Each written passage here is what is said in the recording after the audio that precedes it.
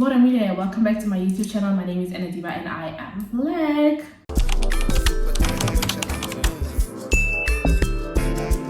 So I don't know if you guys have been watching the news or the entertainment news for that matter, but our favorite couple, Hungani and his wife, are no longer together. Unfortunately, I don't know these people's names, guys.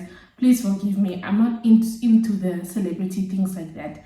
But I did feel like after watching Hungani's interview on the Mommy Diaries podcast, I felt like it just brought some lessons or things that I felt like I could reflect on in terms of like marriage and getting married in general. And these are some of the things that I feel like maybe we can learn together from their divorce. Unfortunately, I feel like in the younger generation, whether it comes to marriage, friendship, whatever it is, we always wait for the relationships to dissipate. Like we wait for it to fall apart before we start to really reflect and work on and look at the things that we could have done differently. And I can, even from my personal experience with my friend Shalisa, we used to have a podcast together. It was called Sissy Talks. I would really love one day to bring it back. So Sissy, if you see this video, please accept my invitation. But I would love to have the podcast again with her because I just feel like we just get along so well. And every time I see the podcast, is it the Sisters podcast or whatever, I'll put that podcast. Every time I see it, I'm like, this would have been me and Sissy if we just took ourselves seriously and if we just communicated properly, because I feel like a lot of relationships fall apart because of lack of communication. So one of the things that Hungani said in the podcast is two things. He talked about two stories that he could recall that he felt like led to the divorce, right? The first one was him talking about like the fact that they had a miscarriage, and then once she was able to carry their second pregnancy full term and she gave birth, he felt like she didn't really need her. He felt like she needed her mom too much, and he didn't really feel needed by her, even though they had given birth to this baby and it was like a new journey for them and a new chapter, and he just felt a bit left out because she would kind of reach out to her mom first or more than him. And even with the miscarriage, she called for her mom. She was like, I just want my mom here. Okay. And from me personally, right, I think also culturally we have to consider certain things in this one example, right? Bear with me. The first thing I can say is like culturally when you give birth, right, as an African woman, you are supposed to be either around your mother or his mother. So in our culture, for example, you would go to your husband's mother's like house and you would give birth there because technically the baby is now part of their family.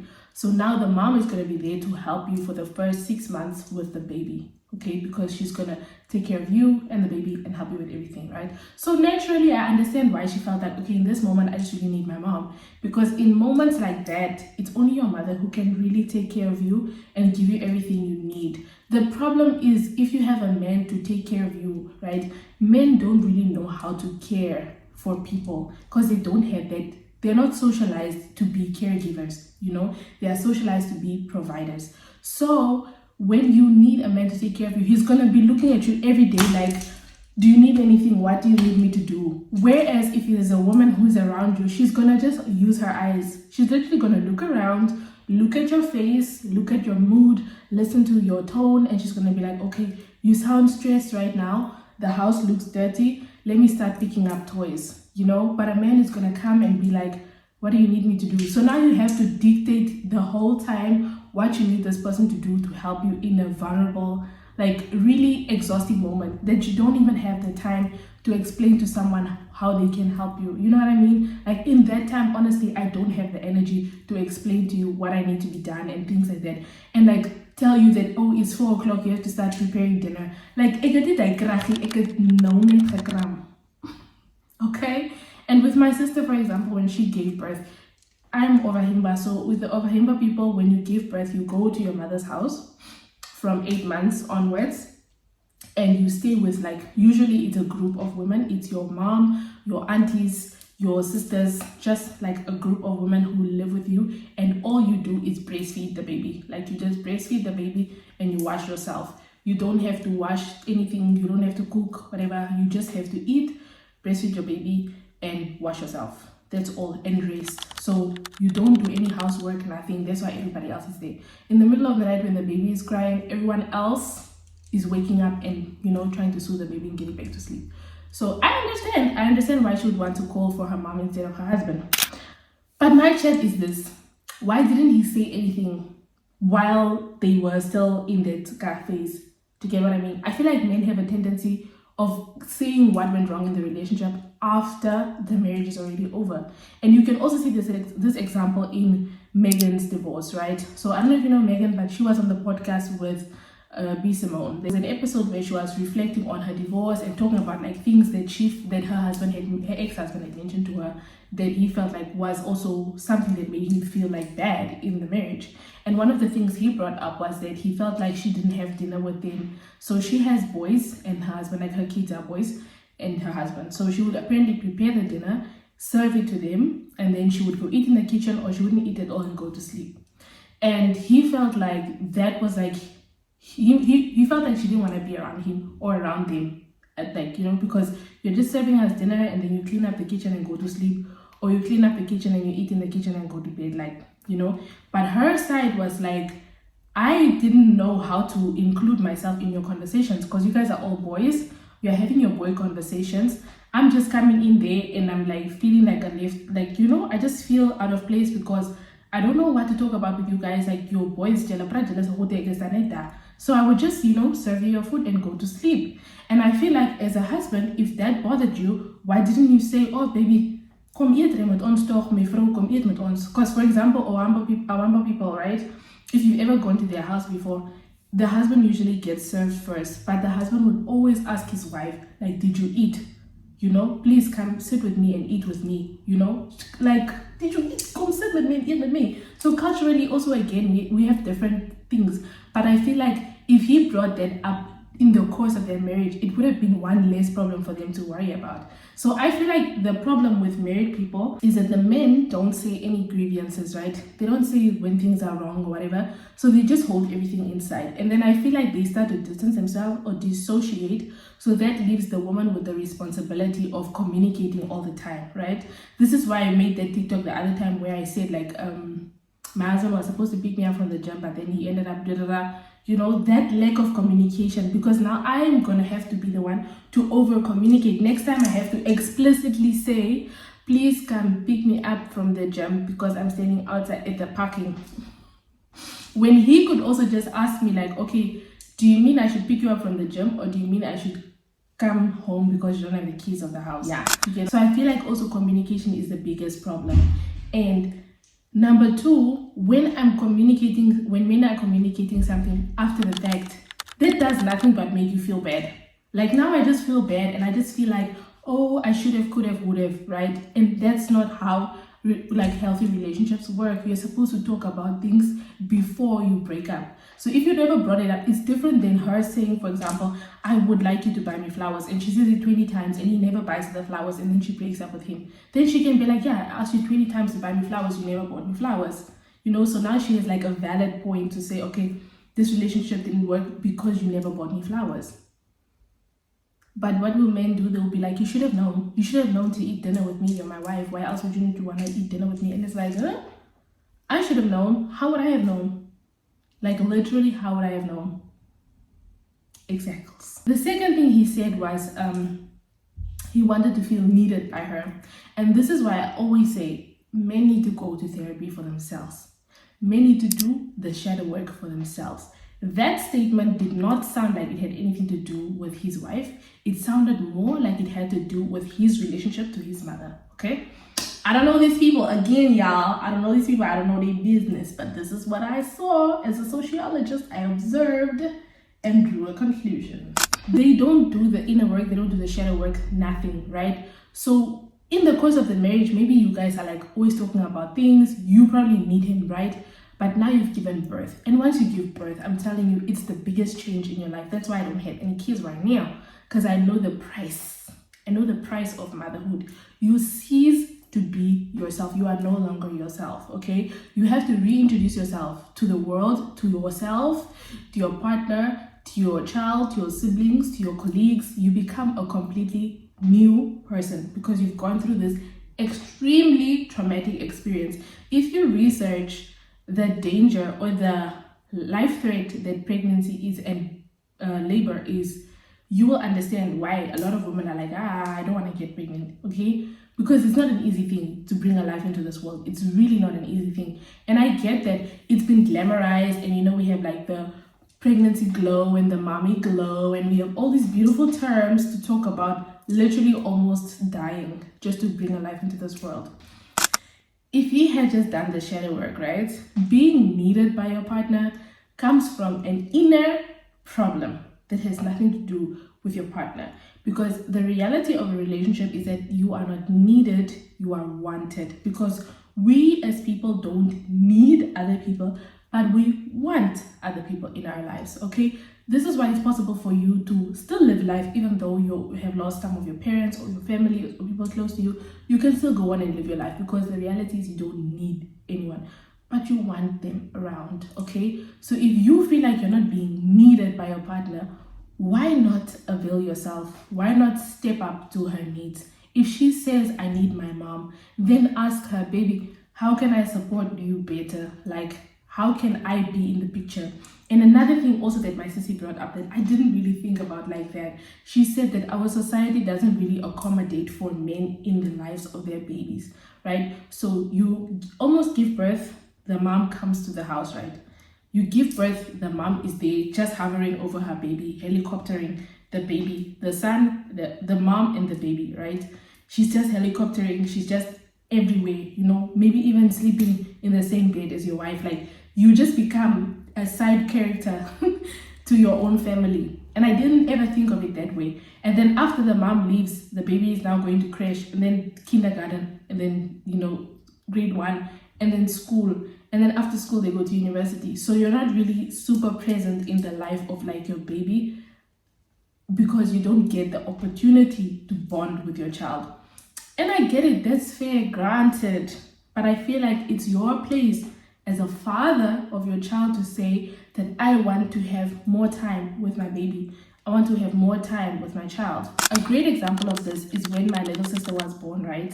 My dad was working somewhere else. I don't have earrings on. Oh my gosh, that is such a shame. I'm not wearing earrings, but it's fine. My dad was working in a different town. Then he came home for like, I think a few weeks to just like spend time with her and all those things. My dad was bathing my little sister. He even cut her hair. The traditional, shaving off the baby's head. He did that. He made he would like feed her the milk. He would make the bottles. He spent time with her. Like, he played with her. He was really inserting himself. I was like, yeah, this way barbecue, some way barbecue beers. You know what I mean? Instead of like, because we had also our auntie there at the time, Auntie Selma. She was helping my mom with my little sister. And he was not like, he would like watch the baby, and then Auntie Selma would go chill somewhere, and he would like chill with my sister and everything. There's even a picture of them together at the hospital. Like, my dad was there when my mom got operated to like the delivery. So I'm like, you must just put yourself there, and you can, like, you're just trying to make her feel bad for something that she had no control over now at this point. And because you have your own inner problems, and you have a weird relationship with your mom, because you being needed by her is probably your only perception of love, because a lot of mothers, don't really have good relationships, healthy relationships with their sons, especially in the Black community. It's all about, my son is the husband I never had type shit. So when you give birth, now the man is like, she doesn't really need me, because now you've given birth, you don't have the time to deal with your boyfriend or your husband who doesn't want to buy you flowers, doesn't want to take you out or whatever. You are busy raising a new life, so you don't have the time to be concerned with everything that he's not doing, because you're obsessed with everything that you should be doing for this new life that you brought in the world. We also need to mention that I believe that men tend to romanticize things, and they don't see the reality or consider the complications and the difficulties of things. I feel like a man will ask you to get married because he's envisioning like the happiness of waking up next to you every day, you guys going to do things together, like the level of intimacy that's going to increase, like the fact that he doesn't have to drive to your place every time.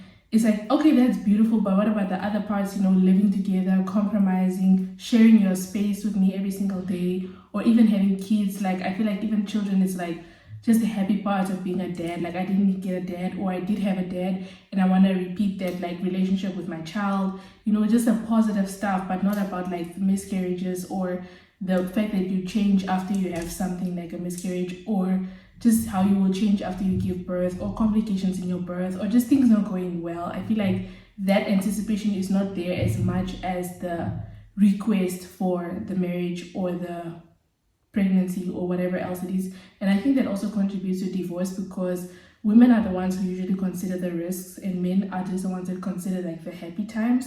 And I feel like also because if there's like not happy times all the time, then men feel like, okay, maybe we should end the relationship, or the arguments become more or things like that, because the woman is the one who's like considering the fact that, okay, we're moving together, but maybe you don't like the way that I like leave my makeup around, or you don't like you know what I mean, like you don't like the fact that I wake up later than you, or I wake up too early, or I'm obsessive about cleaning things a certain way, or whatever it is. Like I just feel like there's a disconnect there when it comes to things. Like they don't really think like, okay, I'm gonna have a child, I'm gonna have a child forever.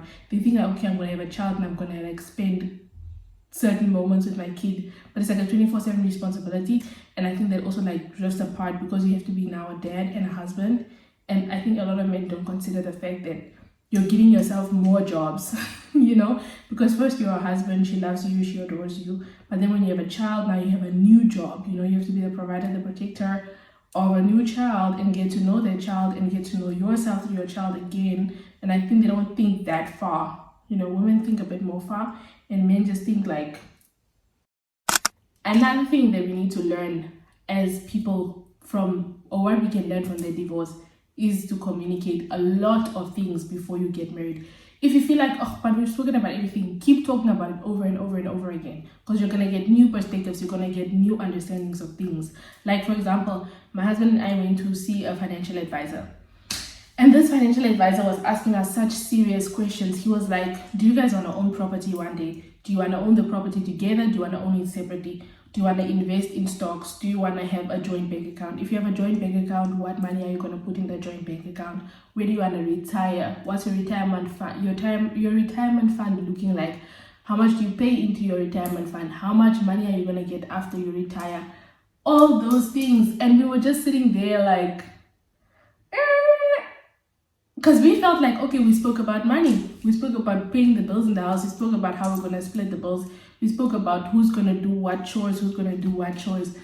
You can never talk too much about things like this. And especially when it comes to having a child, you guys were supposed to have a birth plan.